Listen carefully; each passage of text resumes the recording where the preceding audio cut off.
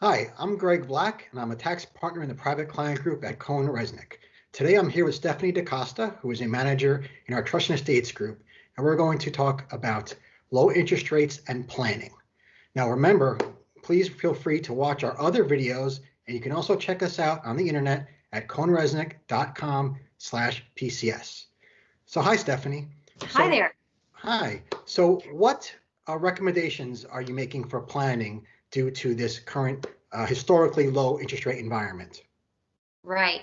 So there's no doubt it's really an exceptional time to do estate planning. And Greg, as you, I'm sure, are aware, each person is entitled to use their gift and estate tax exemption to transfer a certain amount of wealth to their heirs.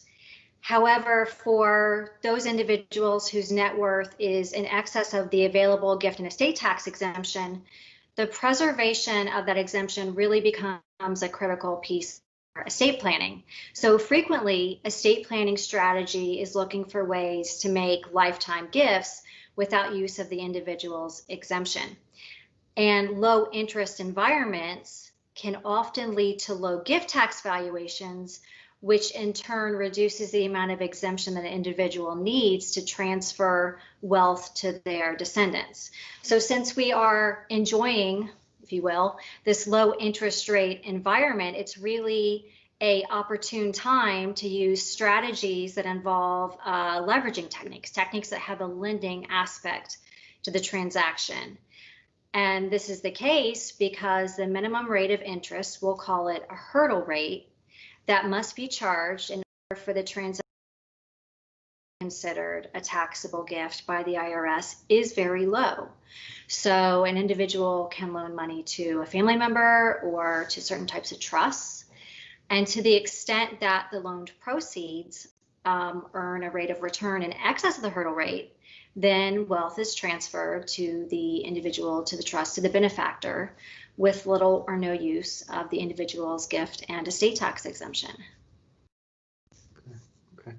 And let's say you already have a plan in place.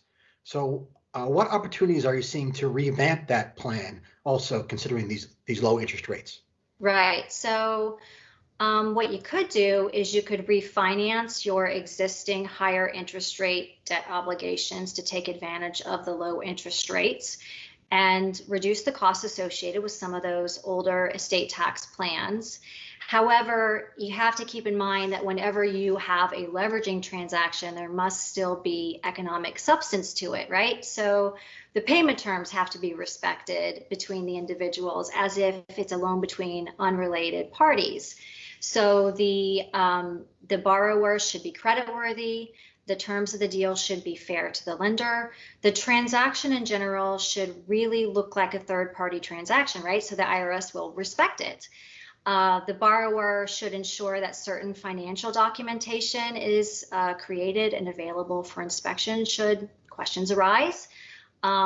Certain types of financial information is typically a part of these transactions, such as tax returns, financial statements, balance sheets, should be made available. So it becomes central and very important to establish that the transaction has economic substance at the time of the transaction. Gotcha. Wow. Yeah. Well, thank you so much, Stefanie. Thank you so much for everyone for watching.